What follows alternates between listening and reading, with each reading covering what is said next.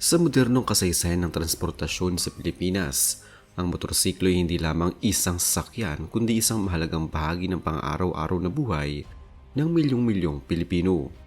Sa isang bansang may masisikip na lansangan, limitadong pampublikong transportasyon at patuloy na pagtaas ng gastusin, ang motorsiklo ay nagsisilbing praktikal na solusyon sa paggalaw at kabuhayan. Para sa ilan, ito ay simpleng paraan upang makapasok sa trabaho o paaralan, ngunit para sa marami, ito rin ay simbolo ng kalayaan, pagsusumikap at pag-asa. Sa ganitong kalagayan, umusbong ang iba't ibang motorcycle brand na naglalayong tugunan ang pangailangan ng masa. Isa sa mga tatak na unti-unting nagiging bahagi ng kulturang ito ay ang Kiwi Motor, isang brand na bagamat hindi kasing tagal ng presensya ng mga Japanese manufacturers, ay nagawang magmarka sa industriya ng motorsiklo sa Pilipinas.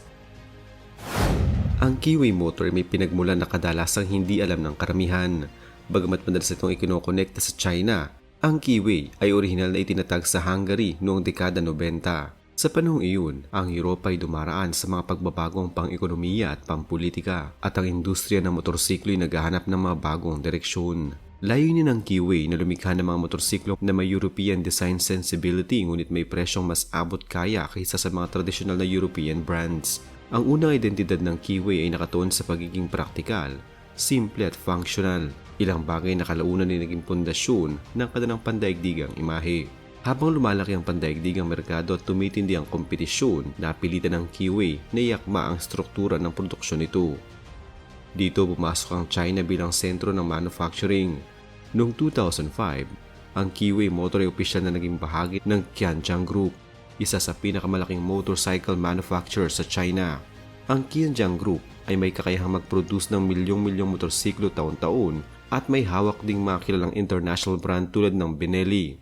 Ang pagmamay-ari nito ang nagbigay sa Kiwi ng mas matibay na teknikal at pinansyal na pundasyon, pati na rin ng mas malawak na access sa global supply chain at modernong teknolohiya.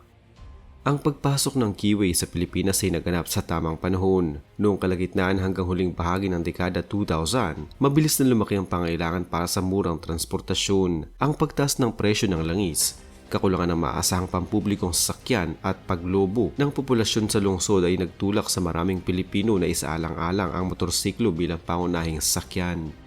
Sa ganitong sitwasyon, ang Kiwi ay pumasok bilang isang alternatibong may mas mababang presyo kumpara sa mga matagal nang namamayagpag na Japanese brands. Sa pamamagitan ng mga lokal na distributor, unti-unting ipinakilala ang Kiwi sa merkado ng Pilipinas. Sa simula, mas nakatuon ang presensya nito sa mga probinsya kung saan mas bukas sa mga mamimili sa mas murang option. Kalaunan, na makilala na ang brand, pumasok din ito sa mas urbanisadong lugar. Nabuo ang mas organisadong pamamahala sa ilalim ng Benelli Kiwi Philippines na siyang namahala sa pagbebenta, marketing, serbisyo at after-sale support ng brand sa bansa. Isa sa pinakamalaking dahilan kung bakit nagustuhan ng mga Pilipino ang Kiwi ay ang affordability nito. Para sa maraming first-time motorcycle owners, ang presyo ang pangunahing konsiderasyon. Ang Kiwi ay nagalok ng mga modelong mas mababa ang presyo ngunit sapat ang performance para sa araw-araw na paggamit. Hindi rin may kakailang papel ng installment plans at financing options na inaalok ng mga dealers na naging daan upang mas maraming Pilipino ang magkaroon ng sariling motorsiklo kahit limitado ang kita. Bukod sa presyo, mahalaga rin ang pagiging praktikal ng mga modelo ng Kiwi. Karamihan sa kanilang mga motorsiklo ay matipid sa gasolina, madaling gamitin at hindi komplikado ang maintenance.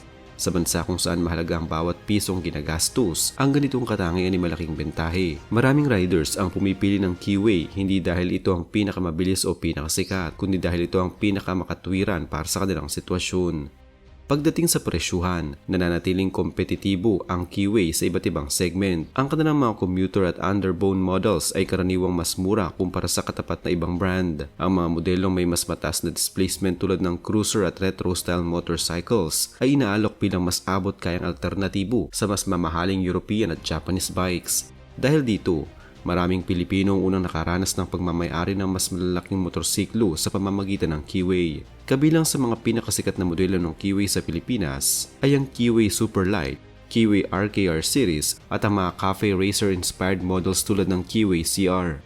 Ang Kiwi Superlight ay naging popular sa mga rider na nais maranasan ng cruiser-style motorcycle na may klasikong itsura ngunit hindi kayang bumili ng mas mahal na brand. Ang RKR series naman ay tumugon sa mas batang merkado na mas pinahalagahan ng sporty na disenyo at agresibong forma. Ang cafe racer models ay naging patok sa mga mahilig sa retro aesthetics at custom culture na unti-unting lumalakas sa Pilipinas. Habang dumarami ang gumagamit ng Keyway, unti-unti ring nabuo ang komunidad ng mga riders na may parehong brand. Sa pamamagitan ng social media at riding groups, nagkaroon ng espasyo ang mga may-ari ng Keyway upang magbahagi ng karanasan, tips sa maintenance at mga kwento ng biyahe. Ang ganitong mga komunidad ay mahalaga sa pagbuo ng identidad ng brand dahil dito nagkakaroon ng emosyonal na koneksyon ang mga riders sa kanilang motorsiklo. Mayroon ding mga trivia na nagbibigay ng mas malalim na konteksto sa Keyway brand. Isa rito ang ugnayan nito sa Benelli, isang Italian motorcycle brand na may mahabang kasaysayan dahil sa parehong pagmamay-ari ng Kianjiang Group. Dahil dito, may ilang mga modelo ng Keyway na may impluwensya ng European designs at engineering. Isa pa, ang patuloy na pagbabago ng lineup ng Keyway nagpapakita ng pagsisikap nitong makasabay sa uso at teknolohiya, mula sa mas modernong fuel systems hanggang sa mas maayos na ergonomics. Gayunpaman, hindi rin nakaligtas ang Keyway sa mga kontrobersiya at issue. Isa sa mga madalas na batikos laban sa brand ay ang kalidad ng ilang modelo, lalo na noong mga unang taon nito sa Pilipinas. May mga reklamo tungkol sa electrical issues, maagang pagkasira ng pyesa at limitadong availability ng spare parts sa ilang lugar. Ang mga isyong ito ay nagdudulot ng pag-aalinlangan sa ilang mamimili at nagpatibay sa negatibong pananaw ng ilan sa mga non-Japanese motorcycle brands. Mayroon ding patuloy na debate hinggil sa tibay at longevity ng Keyway motorcycles. May mga rider na nagsasabing sapat ang tibay ng kanilang unit sa tamang pag-aalaga, habang ang iba naman ay naniniwala na mas maikli ang buhay nito kumpara sa mas established brands. Ang ganitong diskusyon ay natural sa isang industriyang may iba't ibang antas ng kalidad at presyo at patuloy itong hamon sa Keyway upang patunayan ang sarili nito. Sa kabila ng mga hamong ito, makikita ang malinaw na pagsisikap ng Keyway na magbago at umunlad. Sa paglipas ng mga taon, unti-unting gumanda ang kalidad ng kanilang mga produkto, mas naging maayos ang dealer network at mas naging aktibo ang brand sa pakikipag-ugnayan sa riding community. Ang mga bagong modelong inilabas ay nagpapakita ng mas mataas na antas ng disenyo at teknolohiya na indikasyon ng hangarin ng Keyway na manatiling relevant sa merkado. Sa mas malawak na perspektibo, ang kwento ng Keyway Motor sa Pilipinas ay refleksyon ng pagbabago sa pananaw ng mga Pilipino pagdating sa motorsiklo. Mula sa pagiging konserbatibo at limitado ang pagpipilian, unti-unting naging bukas ang merkado sa iba't ibang brand at pinagmulan. Ang Keyway ay naging bahagi ng pagbabagong ito na nagbigay ng mas maraming opsyon sa mga consumer sa mas dinamiko at kompetitibong industriya. Sa pagtatapos, masasabi na ang Keyway Motor ay higit pa sa isang motorcycle brand. Ito ay simbolo ng praktikal na pagpili, ng pagnanais ng umusad sa kabila ng limitadong kakayahan at ng patuloy na paghahanap ng mas maayos na paraan ng pamumuhay. Mula sa pinagmulan nito sa Hungary, sa pag-usbong sa ilalim ng Kianjiang Group, hanggang sa pagtanggap at paghusga ng mga Pilipinong rider, ang Keyway ay dumaan sa mahabang proseso ng pagpapatunay. Bagamat may mga kakulangan at kontrobersiya, hindi may kakailangang kontribusyon nito sa pagbibigay ng pagkakataon sa mas maraming Pilipino na magkaroon ng sariling motorsiklo. Sa hinaharap, habang patuloy na umuunlad ang teknolohiya at nagbabago ang pangailangan ng merkado, mananatiling mahalagang tanong kung paano pa mapapalakas ng Keyway ang kalidad at reputasyon nito. Ngunit anuman ang kahihinatnan, ang Keyway Motor ay nakapagtala na ng mahalagang marka sa kasaysayan ng motorsiklo sa Pilipinas bilang isang brand na naging bahagi ng araw-araw na biyahe, pangarap at pagsusumikap ng maraming Pilipino.